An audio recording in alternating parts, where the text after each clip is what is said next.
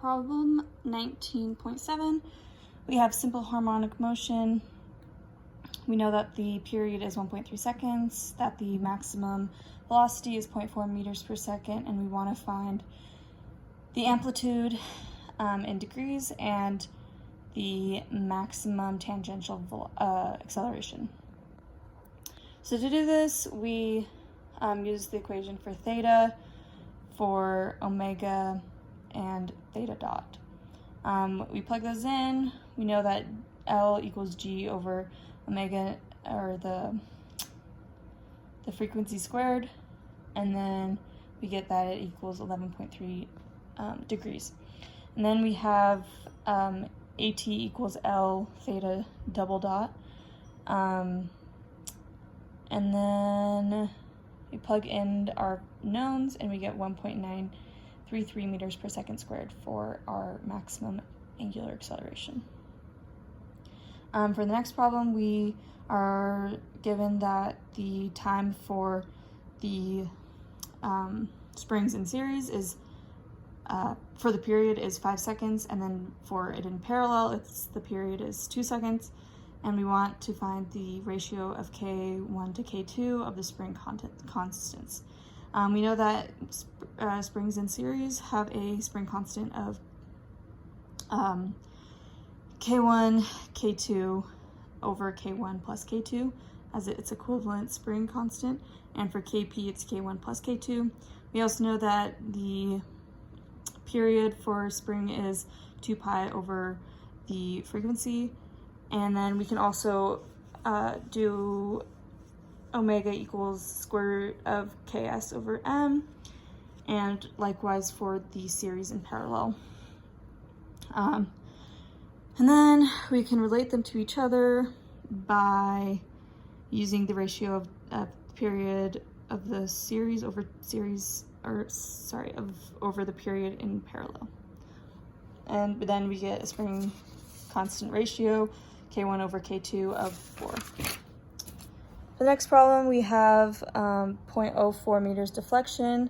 We have a mass of 3,500 kilograms and an unbalanced rotor, and we know that deflection is proportional to the force. We want to find the spring constant of the floor system and the speed in RPMs to be avoided to not coincide with natural frequency of the floor machinery system. We have that the W equals KE delta S and K equals mg over delta. And then we plug in those numbers and we get 858 newtons per millimeter. And then for frequency, it equals square root of K over M over 2 pi. Plug in those numbers and we get 2.49 hertz. We know that 1 hertz is 60 RPM. And then to get the speed, we multiply the hertz times the RPM, and then we get 149.5 RPMs. For the next problem, we have a force acting on a bar, and it's spinning a wheel and it's not sliding. The mass is 6 kilograms. The mass of the bar is 4 kilograms, and we know that it's moved 12 millimeters to the right and then it's released. We want to find the period of vibration and the magnitude of the max velocity of bar AB. So here are my two schematics, or the free body diagrams of the system. We know that mx double dot equals 2kx minus p, and that mx dot equals p minus f.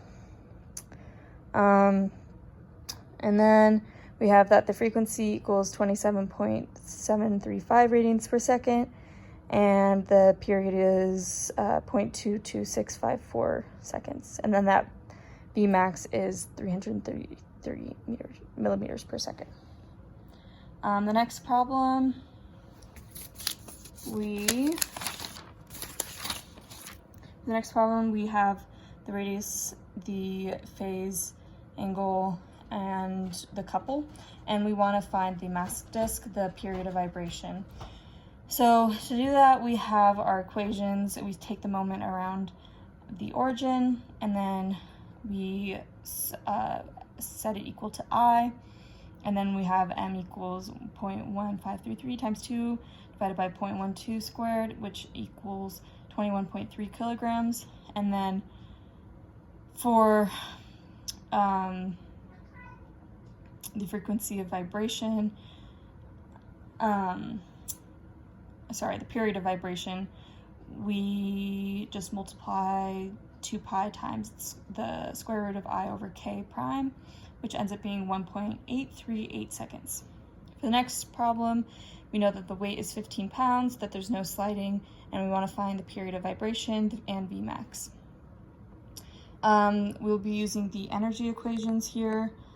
Conservation of energy, we have T and V, and then we take the moment about C and basically set those equations equal to each other. So T1 plus V1 equals T2 plus V2. And then we end up with Vm equals 0.293. And then for,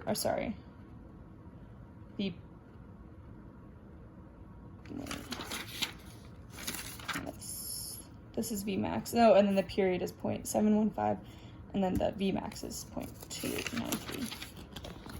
The next problem, we have 2 wheels connected by a bar. There's no sliding. We know the weight of the rod and the disc. We want to find the frequency. And we have the 2 different positions. One is at an angle and one is straight up and down. Similar to the last problem, we use conservation of energy, and we know that IA equals IB, and we do T1 plus V1 equals T2 plus V2, and from there we can find the frequency is 0.911 hertz. The next problem is a uniform pipe suspended by 2 uniform cables, and then it's spun about the axis O and O prime. This is the top view and the side view, and then we solve for the frequency,